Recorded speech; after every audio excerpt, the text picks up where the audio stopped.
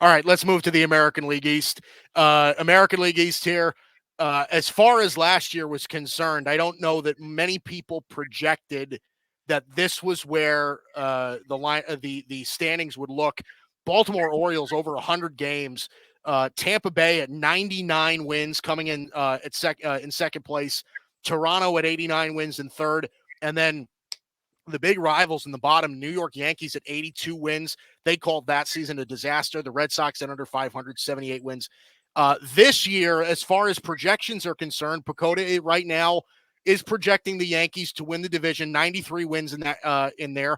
They project Toronto to finish over Baltimore, 88 wins to 87, and Tampa to be in a virtual tie with Baltimore in that division, third and fourth place, Baltimore and Tampa, and then Boston pretty much remaining where they were last year at 79 wins. So, Dalton, what do you make of this? I mean, here's the thing. I think the Yankees are good enough to win that division comfortably, but they're also uncertain enough to come in fourth place again. Like that's what's so interesting about the Yankees is that their high can be super high, but their low can be just as disappointing as it was last year. What do you make of that?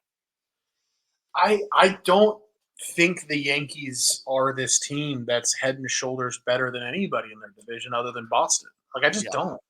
And I don't mean to bag on your team, but like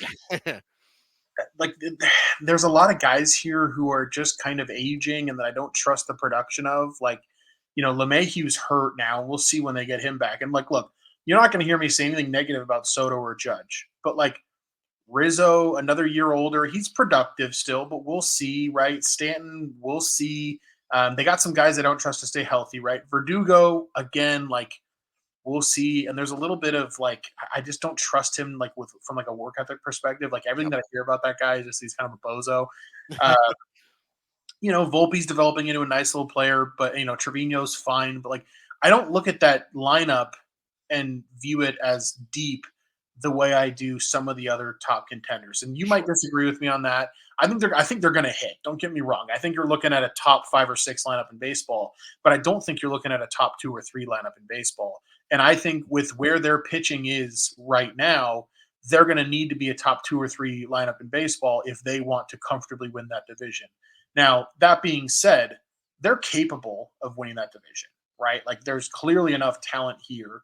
If the pitching gets healthy, if some of these guys like Rodon and Stroman can pitch to their ceiling instead of their floor, if Nestor can be steady, I think Clayton Beeter is a great prospect. I'm interested to see if he cracks the rotation at some point. Luis Gil will be interesting to see.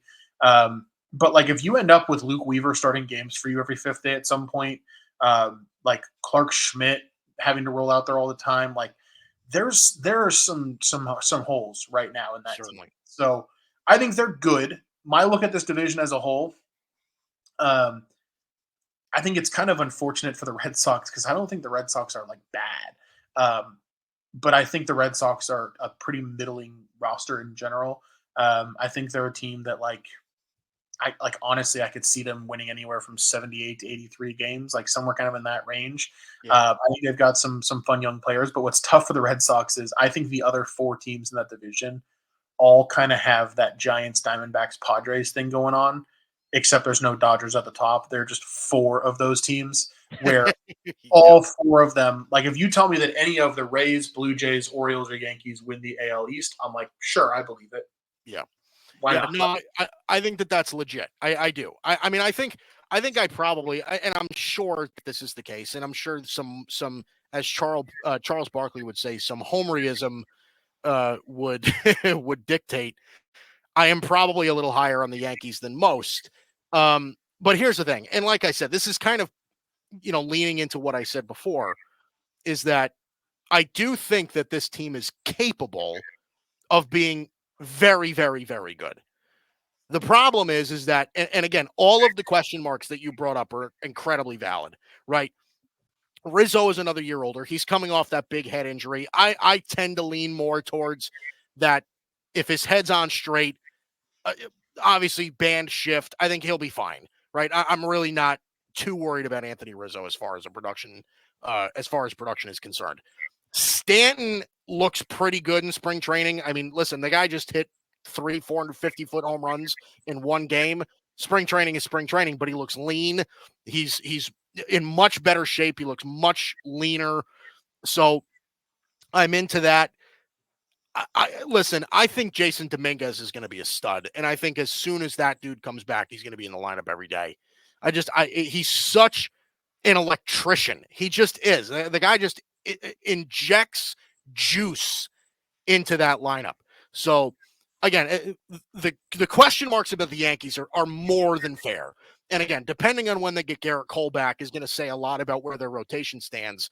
But again, I agree with you. I wouldn't be surprised if they won the division. I obviously have them as the number one seed in the American League, maybe to my own chagrin. But again, I'm faithful. I'm a faithful Yankee fan. Let's talk about those Toronto Blue Jays that you love so much, right? So Toronto is an interesting team, right? We touched on them a little bit briefly a little bit before. Now, I definitely think that downgrading. Now, this is a very minor thing, but listen, I personally believe that downgrading from Matt Chapman to Isaiah Kiner-Falefa at third base is a big loss. That's a big loss. Kiner-Falefa is not good. Okay. I also think that Dalton Varsho might be one of the most overrated players in all of baseball. I genuinely believe that. I am not a guy who thinks that the Blue Jays giving up the world to get somebody like Dalton Varsho was even a snippet of a good move. I just don't. So that being said, this is a lineup that I think is going to hit quite a bit. I just do. Springer is obviously very, very productive. Bichette and Guerrero Jr., you don't really need me to explain it to you. Alejandro Kirk, and when Danny Jansen comes back, that's probably one of the best, if not the best, catching duo in the American League, maybe even in the majors. I agree with you to some extent. Justin Turner just being relegated to a DH role could serve him well. And this is a pitching staff that I think has some upside, especially like we said, we talked about Ricky Tiedemann a little bit before. He's not even listed on here. Depending on what you get out of Alek Manoah, that could be something. But this is an interesting team. I'm not sure I'm as high on them as you are, but they're interesting. I got to give you that. Yeah, I mean, look, for me, it's kind of one of those things where I struggle to not put my sports better hat on when I look at things. And I look at the four teams at the top of the AL East, and I do mean four teams at the top of the division. Yeah. And I tend to look at it as, well, which one of these do I think is not getting the love that they should? And I think the Blue Jays are in that nice like post-hype spot where the last couple years they were that hype team. Like a ton of people were picking them to win the World Series last year. Nobody's picking them to win the World Series this year. There's not that much that's changed, man. Like, yeah, there are some roster spots that are a little different, but it's not that much that's changed. And this is a team that we know if they're in it, it's going to try to make themselves better. They always do. So to me, I think there's a lot to like with Toronto. I think defensively, there's really a lot to like with Toronto. Like putting Kevin Kiermaier and Dalton Varsho in the same outfield defensively is pretty damn good. Like Varsho last year, fielding run value 96th percentile, fielding range 97th percentile. Like that's a really good outfield when you're putting him out there with Kiermaier. That's going to save them some runs. Varsho is also an excellent base runner. So I think they're built this year to do some of the little things that they haven't done in the past, hopefully. So look, for me, you're kind of splitting hairs between these teams. I think they're all good and they all have holes. I want to talk about Baltimore a little bit too, because Baltimore is the team that's getting the hype right now. I think a lot of projections have them over 100 wins. A lot of people have them like as the favorite in the AL over the Astros, which I think is a mistake. But here's why I'm a little bit down on this team compared to some others. I look up and down this roster. Corbin Burns is not a guy I trust in the postseason. He's not a guy that I trust to dominate moving into the AL East. I'm not saying he's not good. I'm not saying the stuff isn't excellent. But I look, man, I've watched the Dodgers, first of all, crush Corbin Burns. So I'm a little bit biased in that way. But in general, I'm not sold on Corbin Burns' ability to be like a true bona fide ace. I'm just not. Grayson Rodriguez has all the potential in the world. he also has a lot of potential to just like kind of fall apart at times. Sure. He'll have to grow into it for me to fully buy in. Obviously, Bradish is on the IL. Means I'm hoping we'll be back at some point. Jack Flaherty's not mentioned on this graphic, but it'll be interesting to see what they get out of Flaherty because Flaherty can be quite good, but is he ever going to be that guy that he was early in his career in St. Louis? Well, well, I don't. Flaherty's in Detroit. They had him last year, but Flaherty's in Detroit at this Oh, point. I'm out of my mind. You're right. It's all Sorry. good. It's Yeah, I'm out of my mind. No, yeah, Flaherty's gone. But what I'll say, part of the reason I'm down on this team, couple guys like Dean Kramer. Oh my God! All year last year, from a betting perspective, I'm sitting here just begging for that negative regression to hit. I think it does this year. I don't think this rotation has much depth at all. I think it's Corbin Burns, maybe Grayson Rodriguez pitches well, and other than that, there's not a ton here. Felix Bautista is out for the season.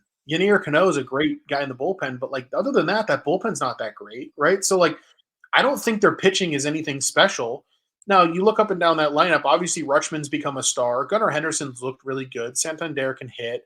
Like, there's some good depth to the lineup, but I don't think it has like a ton of like elite punch to it. It's got a lot of guys who have shown flashes who you're relying on being really good.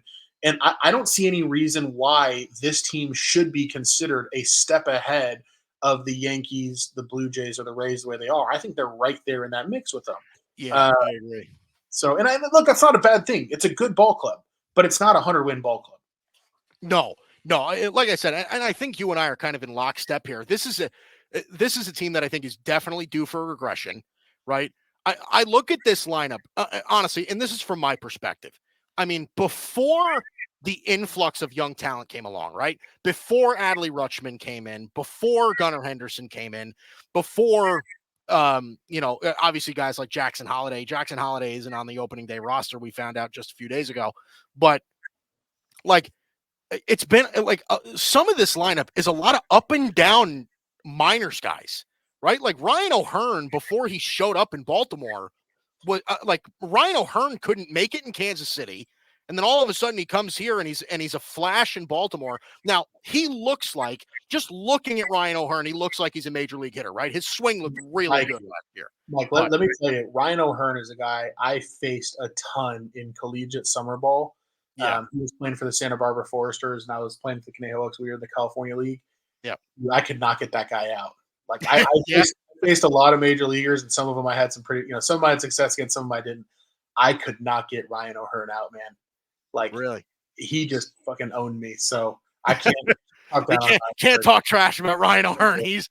Ryan O'Hearn is Dalton Brown's daddy. That seems to be the case here. But you can understand why I'm skeptical though. Ryan O'Hearn's major league success has been kind of up and down throughout his career, and look, this is it's an interesting lineup, right? And it's an interesting rotation because, like this team is very future driven. But I mean, like, is Tyler Wells going to repeat what he did last year? Is Dean Kremer going to repeat what he did last year? Right? Is Grayson Rodriguez felt like he was in the minors for 1,000 years? Right? Like, that guy spent more time in AAA than anybody I've ever seen, and he came up into the major leagues and he was kind of mid. So, like, is he finally going to come into his own? I'm not. I'm with you. I think they are not a bad ball club by any stretch of the imagination, but they've got question marks, and we shouldn't pretend that they don't. Yeah, I think we're on the same page with that. Yeah. Now, I will say, as far as Grayson Rodriguez is concerned, like, the stuff is ridiculous. It sure is. Like, if he puts it together, there's a ton of potential for him to be like a total ace. Like, the stuff is insane. So like, I am bought in on Grayson Rodriguez's potential, but like, I'm just not sure we're going to see it realized this year. We do, and if we do, but here's the thing: even if we do, it's a strong 1-2. But what is it after that? I don't know, right? So I think this team's ceiling is a little bit lower than some people think it is. I do think that they have a pretty high floor too. Like, but I think this team wins somewhere between 85 and 95 games, and I think the same thing about the other three in that division. Obviously, we haven't touched on the Rays.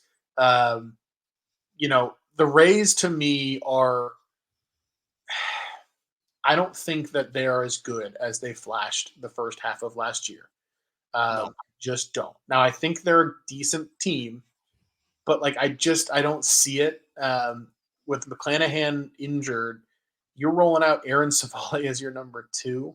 You're relying and I like Ryan Pepio, but like we'll see how Ryan Pepio performs in that kind of a role full season. I'm rooting for him. I like that kid, but like Zach Littell's in your rotation, Tyler Alexander's in your rotation. There's just so many pitching injuries here that like you have to wonder if they're going to be able. Like I know they don't need their starters to get deep into games, but like you just have to wonder what their starters are going to be able to give them.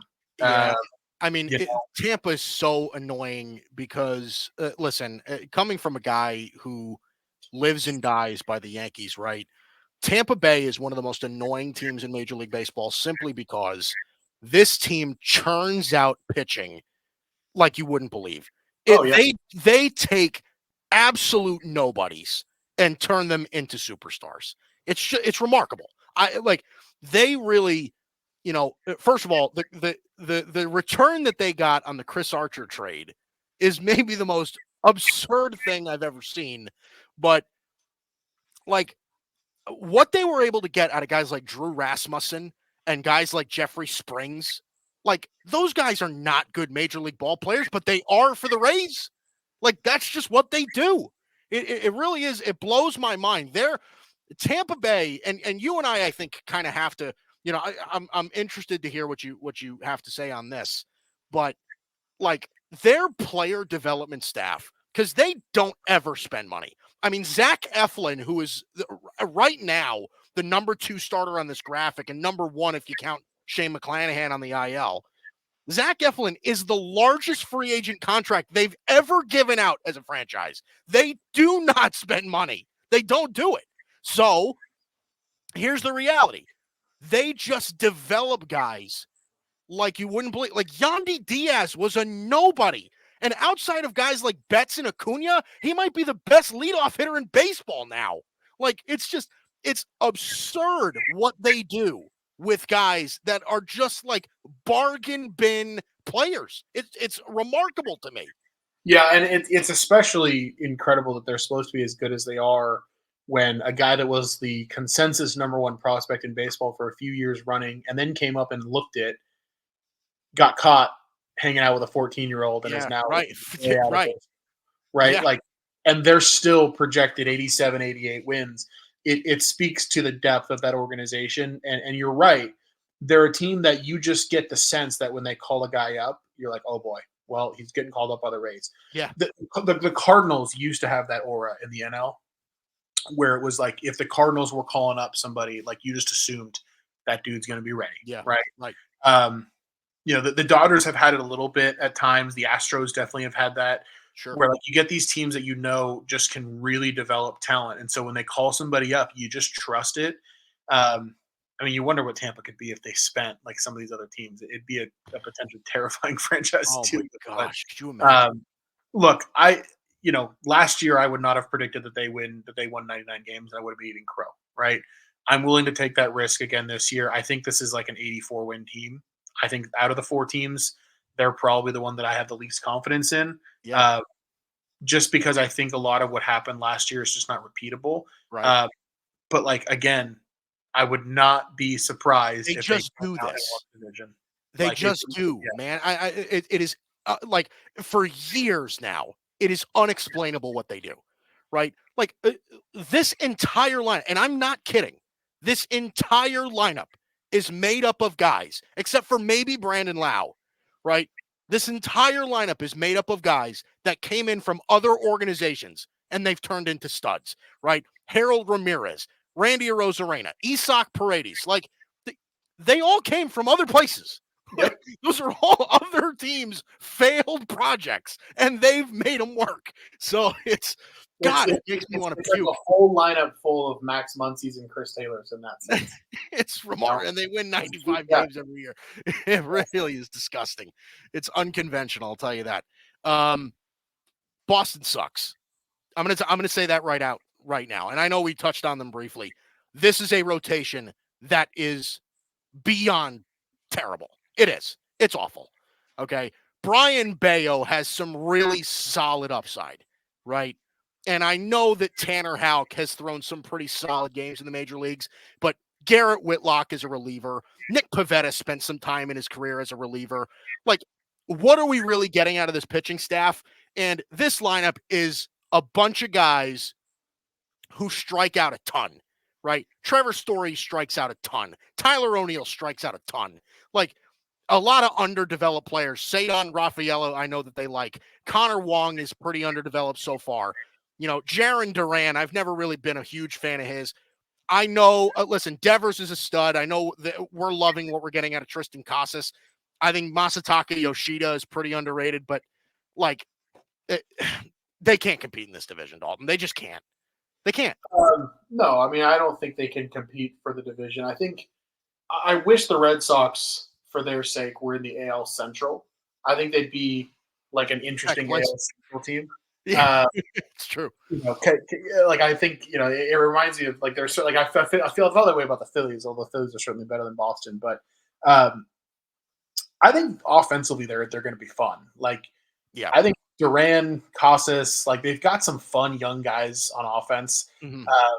I think they're going to score. But the floor has just been getting lower year by year with Boston as they've just kind of let guys go and not done a ton in free agency to fix it. They're in on everybody, but they're not actually signing really anybody. Nope. Unfortunately for them, they're one guy that they went out on a limb for, Giolito. By the way, another guy I grew up playing with, an unbelievable nice human being, Lucas Giolito is. But they went out and they got Lucas Giolito, and then he gets hurt, which just a huge bummer. Yeah. I think the rotation is like literally 5 number 3/number 4 starters. Like I think it could be worse. I think there are rotations that are worse. But each night you're just hoping that you can get 6 innings, 2 runs if a guy's pitching well, and you're hoping that you don't get a stinker. So yeah, I mean, I think I think they're a team that like they're gonna be a lot of overs that I'm playing. Sure. Like there's going to be a ton of runs scored in their games. They're going to be interesting to watch. They're playing in a division with some other teams that have great offenses. So if you're going to be average, at least be fun to watch. And I'll give Boston that. I think they're going to be fun to watch. Well, hey, listen, speak for yourself. I hate the Red Sox. All right.